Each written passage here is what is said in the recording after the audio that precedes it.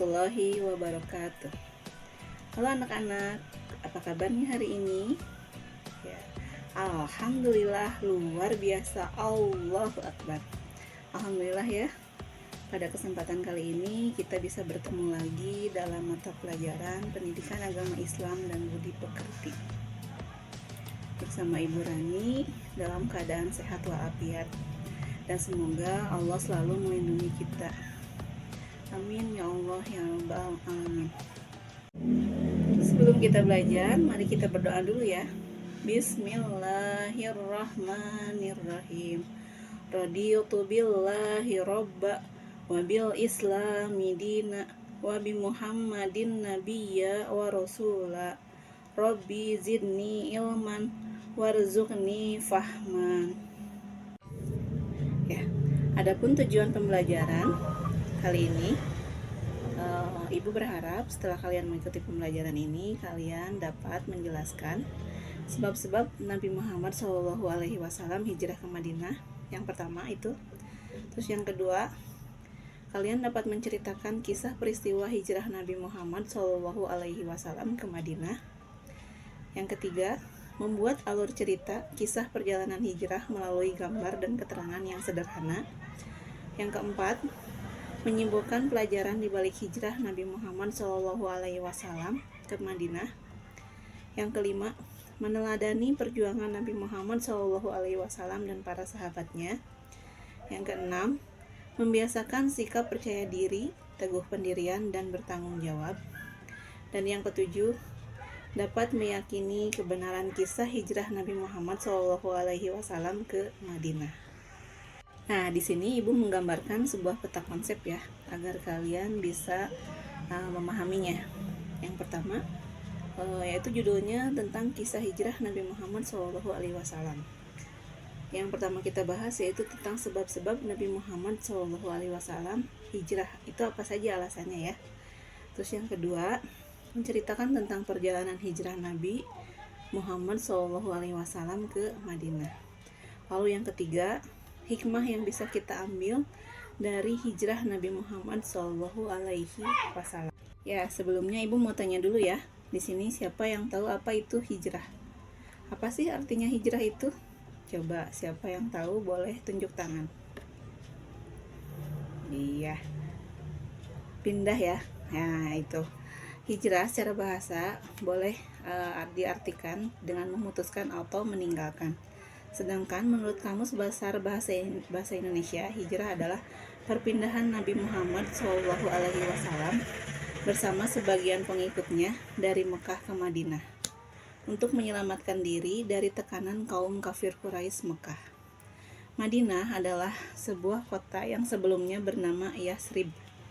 Yasrib terletak di sebelah utara kota Mekah dengan jarak kurang lebih 450,4 km. Nah, selanjutnya kita akan belajar tentang sebab-sebab Nabi Muhammad SAW hijrah. Kisah perjalanan hijrah Nabi Muhammad SAW ke Madinah dan juga hikmah hijrah Nabi Muhammad SAW ke Madinah. Nah, di sini Ibu mau tanya lagi. Kira-kira di sini kalian pernah nggak pindah sekolah? Atau mungkin pindah rumah? Atau bisa jadi teman kalian yang pindah sekolah. Nah, seperti misalnya pindah dari sekolah yang satu ke sekolah yang lain. Nah, di sini pindahnya kalian atau pindahnya rumah atau sekolah kalian dari yang satu ke sekolah lain, mungkin pastilah ada yang namanya faktor penyebab atau yang melatar belakangnya. Demikian juga Nabi Muhammad SAW ketika memutuskan hijrah ke Madinah diawali dengan beberapa peristiwa yang menjadi sebab pendorongnya. Antara lain, yang pertama, dakwah Rasulullah SAW di Mekah yang kurang berkembang karena penolakan orang kafir Quraisy. Yang kedua, peristiwa Bai'at Aqobah serta permintaan penduduk Madinah agar Nabi Muhammad SAW tinggal bersama mereka dan akan membantu untuk berdakwah. Yang ketiga, perintah Allah Subhanahu wa taala untuk berhijrah sudah turun kepada Nabi Muhammad SAW. Kita lanjut yang kedua, yaitu tentang kisah perjalanan Nabi Muhammad SAW hijrah ke Madinah. Tahukah kalian peristiwa perjalanan Nabi hijrah ke Madinah? Bagaimana strategi Nabi Muhammad SAW agar dapat selamat sampai ke Madinah? Siapa saja orang-orang yang menemani Nabi Muhammad SAW dalam perjalanannya ke Madinah? Nah, lalu apa saja sih peristiwa yang terjadi selama perjalanan? Bagaimana pula sambutan penduduk Madinah menyambut kedatangan Nabi Muhammad SAW? Selanjutnya kita belajar yuk tentang kisah perjalanan Nabi Muhammad SAW berhijrah dari kota Mekah ke Madinah, sejak persiapan berangkat sampai tiba ke kota Madinah. Yang pertama, Ali bin Abi Thalib menempati tempat tidur Nabi Muhammad SAW. Kaum musyrik Quraisy sangat terpukul dengan keberhasilan sekian banyak sahabat Nabi Muhammad SAW berhijrah ke Madinah untuk membangun satu komunitas muslim yang hidup tenang sambil berdakwah. Karena itu, sebelum semakin membesarnya agama baru itu, mereka memutuskan untuk mencelakai Nabi Muhammad SAW. Mereka memilih dari setiap kelompok kaum musyrik pemuda-pemuda yang tangguh, kemudian mencelakai Nabi Muhammad SAW bersama-sama. Tujuannya jelas, agar tugas tersebut tidak hanya ditanggung oleh satu atau dua suku saja. Dengan demikian, keluarga besar Nabi Muhammad pun tidak akan mampu melawannya. Allah Subhanahu wa Ta'ala menyampaikan rencana kaum musyrik Quraisy ini kepada Nabi Muhammad. Maka beliau memerintahkan Ali bin Abi Thalib untuk tidur di pembaringan beliau sambil memakai selimut yang berwarna hijau yang dibuat oleh Hadramaut yang biasa beliau pakai. Pemuda-pemuda terpilih itu memata-matai tempat pembaringan Nabi Muhammad SAW, dan mereka merasa yakin bahwa beliau masih sedang tidur nyenyak. Tetapi sebenarnya tanpa mereka sadari, Nabi Muhammad itu sudah keluar dari rumah dan meletakkan segenggam tanah di kepala masing-masing para pemuda tersebut sambil membaca firman Allah Subhanahu wa Ta'ala dalam Quran surat Yasin ayat 9 yang berbunyi, Bismillahirrahmanirrahim. Waja'alna min baini aydihim saddaw wa min khalfihim saddan fa'agsaynahum fahum la yubsirun. Yang artinya, dan kami jadikan di hadapan mereka sekat atau dinding, dan di belakang mereka juga sekat, dan kami tutup mata mereka sehingga mereka tidak dapat melihat. Keesokan harinya mereka sungguh terperanjat karena hanya baru mengetahui bahwa yang mereka duga Nabi Muhammad itu ternyata adalah Ali bin Abi Thalib, yang ketika ditanya bersikeras menjawab, "Saya tidak tahu." Ya, yang kedua, Nabi Muhammad SAW pergi ke rumah Abu Bakar. Nah, pada suatu siang menjelang hijrah Nabi Muhammad berkunjung ke rumah Abu Bakar. Ketika masuk ke dalam rumah, beliau meminta hanya berdua saja dengan Abu Bakar. Nabi Muhammad SAW menyampaikan kepada Abu Bakar bahwa beliau telah mendapatkan izin untuk berhijrah. Abu Bakar pun menyampaikan bahwa dia telah menyiapkan 2 unta. Satu untuk Nabi Muhammad dan satu lagi gunanya untuk perjalanan ke Madinah. Dia juga menghubungi Abdullah bin Uraikid untuk menjadi penunjuk jalan. Yang ketiga, awal perjalanan. Pada tanggal 27 Safar tahun ke-14 kenabian bertepatan dengan tanggal 12 atau 13 September 622 Masehi. Di tengah kegelapan malam, Nabi Muhammad SAW keluar dari rumah Abu Bakar. Beliau berdua tidak melewati pintu depan, melainkan dari celah dalam rumah menuju ke jalan belakang. Hal ini dilakukan untuk kehati-hatian. Beliau berjalan kaki ke Gua Sur. Bahkan, beliau berjalan dengan ujung jari-jari kakinya supaya tidak meninggalkan jejak yang dapat ditelusuri. Nabi Muhammad pun menempuh perjalanan dengan mengambil jalur selatan Mekah yang biasanya digunakan perjalanan ke Yaman, bukan jalur utara yang biasa digunakan menuju ke Madinah. Jalan ke gua sangat sempit, terjal dan banyak bebatuan. Sebelum menjauh dari perbatasan Mekah, Nabi Muhammad SAW berhenti sesaat mengungkapkan rasa cinta beliau kepada tanah airnya.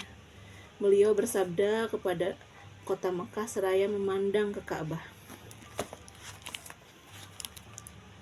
"Wallahi innaka la khairu ardillahi wa ahabbu ardillahi ilallahi walaula anni ukhriztu minki ma kharajtu." Yang artinya, demi Allah, sesungguhnya engkau, wahai kota Mekah, adalah sebaik-baik bumi Allah dan yang paling Allah cintai. Andai aku tidak diminta untuk keluar darimu, maka aku tidak akan meninggalkanmu.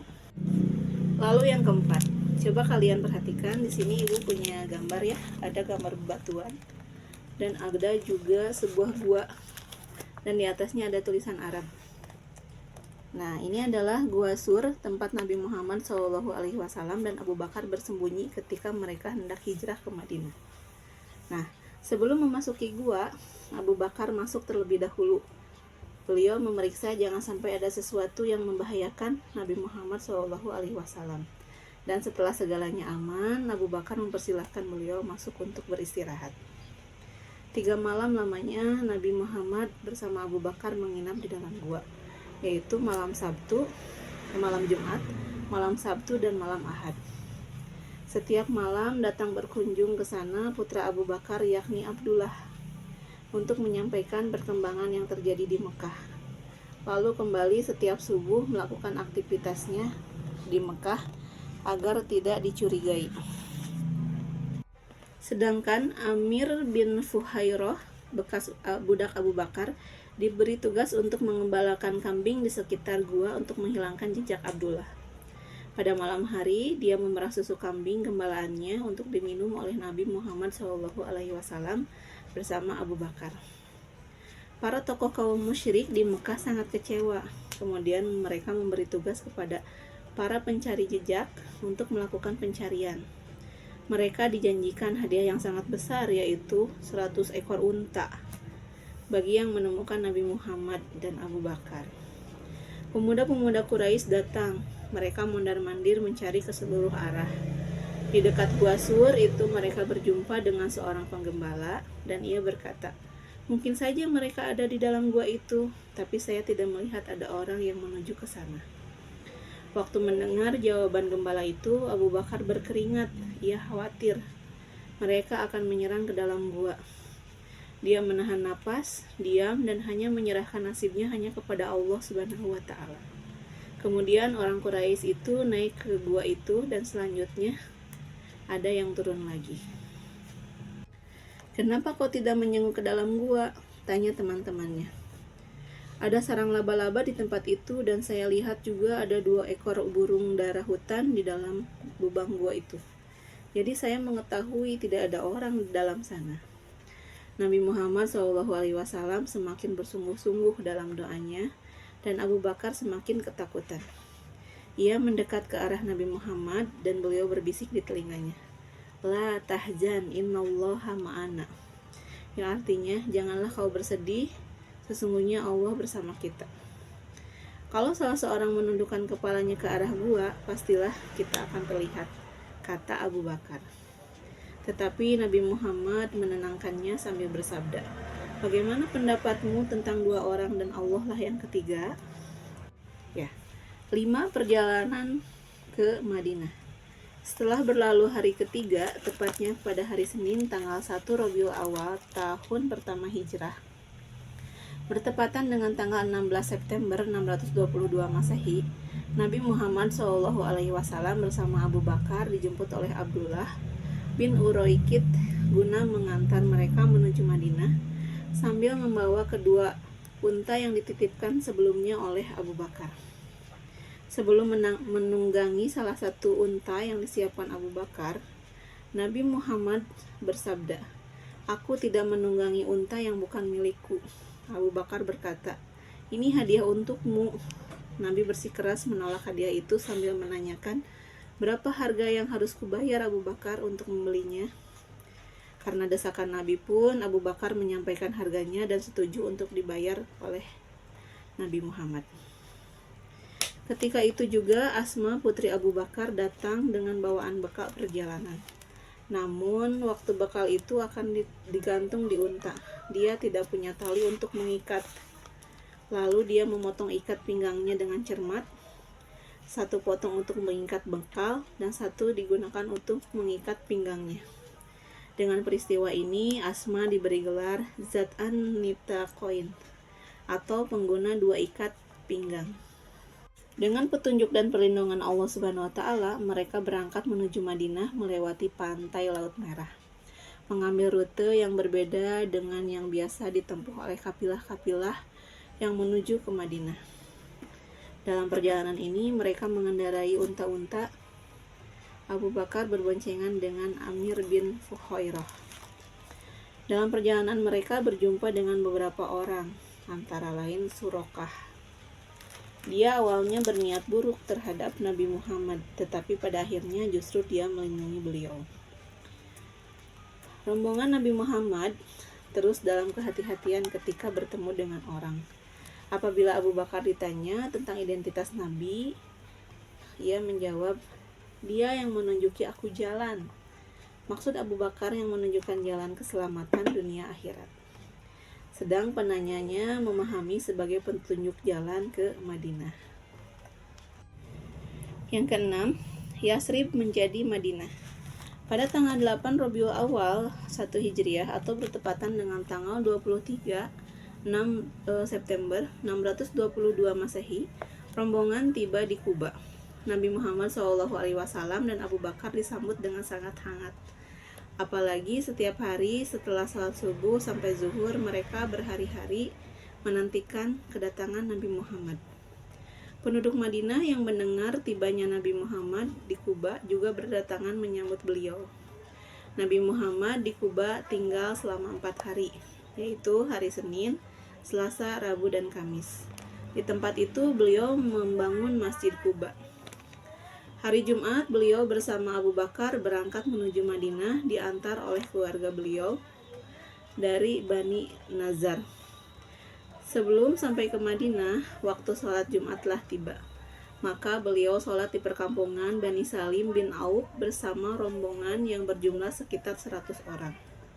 Lokasi itu dikenal juga dengan nama Wadi Lembah Ar-Ranuna. Itulah sholat Jumat Nabi yang pertama di Madinah. Setelah sholat Jumat, beliau menuju Yasrib yang sejak hari itu berubah menjadi Madinatur Rasul, yang disingkat dengan Al-Madinah. Juga dinamai Thoibah. Sahabat Nabi Muhammad, Al-Bara bin Azib, yang menyaksikan peristiwa ini berkata, "Aku tidak pernah melihat penduduk Madinah sangat gembira seperti mereka menyambut Rasulullah." Coba perhatikan di sini ibu punya gambar ya. Nah, ini adalah penduduk Yasrib. Mereka sangat antusias dan gembira sekali karena mereka menyambut Nabi Muhammad datang ke Madinah dengan sangat gembira. Beliau disambut dengan sangat meriah di jalan atau dari atas rumah masyarakat. Di antaranya juga para wanita yang mengeluh-elukan beliau dengan sair-sair pujian yang sangat mengharukan. Demikianlah semua menginginkan agar Nabi Muhammad SAW tinggal di rumahnya. Mereka menarik kendali unta agar Nabi Muhammad SAW sudi, tetapi beliau berkata, "Biarkan saja unta nanti berjalan." Dia diperintah. Unta kemudian berhenti duduk di lokasi Masjid Nabawi sekarang. Lalu ia bangkit dan berjalan lagi beberapa langkah sambil menoleh ke kiri dan ke kanan. Kemudian kembali ke lokasi semula. Di lokasi tersebut bermukim keluarga Nabi Muhammad SAW dari Bani An-Nazar. Nabi Muhammad turun, Abu Ayyub Al-Ansari segera mengambil barang-barang beliau. Walau setiap keluarga di perkampungan ini mendesak agar beliau tinggal di rumahnya, tetapi beliau mengelak dengan bersabda, "Seseorang hendaknya tinggal di mana barangnya itu berada." Setelah 3 hari kemudian, Ali bin Abi Thalib menyusul. Selesai tugas beliau mengembalikan amanat atau titipan orang yang dititipkan kepada Nabi Muhammad SAW. waktu beliau masih di Mekah. Istri Nabi Saudah binti Jam'ah bersama Fatimah dan Ummu Kulsum, putri-putri Nabi, Usamah bin Zaid dan Ummu Aiman, pengasuh Nabi Muhammad di waktu kecil, juga menyusul hijrah ke Madinah. Kaum muslimin yang pindah dari Mekah ke Madinah kemudian dikenal dengan nama kaum Muhajirin, dan penduduk Madinah yang membantu perjuangan dakwah Nabi Muhammad SAW setelah hijrah ke Madinah disebut kaum Ansor. Nah, ini yang terakhir, hikmah hijrah Nabi Muhammad SAW. Kisah hijrah Nabi Muhammad SAW ke Madinah memiliki nilai sejarah yang sangat berpengaruh dalam perjalanan dakwah Islam dan kehidupan kaum muslimin. Sejak Nabi Muhammad dan para sahabat tinggal di Madinah, dakwah Islam terus berkembang dan mengalami kemajuan yang sangat pesat. Alhamdulillah ya. Tahukah kalian hikmah yang bisa diambil dari peristiwa hijrah Nabi? Banyak pelajaran dan hikmah yang bisa kita ambil ya. Antara lain, pada peristiwa hijrah ini, Nabi Muhammad SAW bersama Abu Bakar melakukan perencanaan yang sangat matang sebagai usaha untuk keselamatan. Sedangkan ketika berada di Gua Sur, Nabi Muhammad dan Abu Bakar memasrahkan diri hanya kepada Allah secara penuh. Nah, hikmah yang bisa kita ambil adalah setiap muslim hendaknya mampu menempatkan usaha dan kepasrahan hanya kepada Allah dalam menghadapi sesuatu peristiwa. Dan teladan yang bisa kita ambil yaitu ulet dan tawakal. Hikmah yang kedua dari peristiwa sikap Nabi Muhammad SAW yang menolak menerima hadiah unta dari Abu Bakar, padahal sebelumnya beliau menerima hadiah-hadiah, bahkan menganjurkan untuk saling bertukar hadiah. Pelajaran yang kita ambil ini memberikan pelajaran bahwa dalam berjuang seseorang harus dapat memberi segala yang dimilikinya hingga cita-cita perjuangan Islam itu tercapai, tidak menanti hadiah atau imbalan atas perjuangan itu. Teladannya yaitu ikhlas dan rela berkorban. Hikmah yang ketiga dari peristiwa keterlibatan semua kelompok dalam hijrah ini, kelompok lelaki dewasa yaitu Abu Bakar dan Amir bin Fuhairah, pemuda yakni Abdullah putra Abu Bakar, remaja yakni Ali bin Abi Thalib, dan perempuan yakni Asma putri Abu Bakar, dan yang terakhir non muslim yaitu Abdullah bin Uraikid. Pelajaran yang bisa kita ambil, perlunya keterlibatan semua kelompok dalam upaya mencapai cita-cita. Teladannya yaitu kerjasama. Nah, alhamdulillah ya, kalian telah mempelajari dan menemukan hikmah serta teladan dalam kisah hijrah Nabi Muhammad SAW ke Madinah. Langkah berikutnya, coba kalian teladani, kita meneladani teladan-teladan mulia tersebut. Misalnya ulet mengatur cara belajar yang efektif ketika ada kesulitan. Misalnya kalian bisa membuat kelompok sendiri. Lalu yang kedua, ikhlas, tidak mengharap imbalan dan pujian ketika kalian membantu teman. Jadi kalian tidak boleh meminta imbalan atau pujian dari teman ketika kalian membantu teman. Alhamdulillah, pelajaran kali ini udah selesai ya. Mudah-mudahan banyak sekali hikmah yang dapat kita ambil dari kisah hijrah Nabi Muhammad SAW ke Madinah. Mudah-mudahan kita juga dapat mengaplikasikan teladan-teladan Rasulullah dalam kehidupan sehari-hari. Sekian dulu pertemuan kita kali ini. Terima kasih atas perhatiannya. Jangan lupa untuk terus belajar ya anak-anak. Semoga Allah selalu melindungi kalian dan memberi kemudahan untuk kalian semua. Amin ya Allah ya Rabbal Alamin. Sebelum ibu tutup, kita baca dulu doa ya, doa akhir majelis. Subhanaka Allahumma wa bihamdika asyhadu an la ilaha illa anta astaghfiruka wa atubu ilaik. Kita tutup dengan Rabbana atina fid dunya hasanah wa fil akhirati hasanah wa qina azabannar. Wassalamualaikum warahmatullahi wabarakatuh.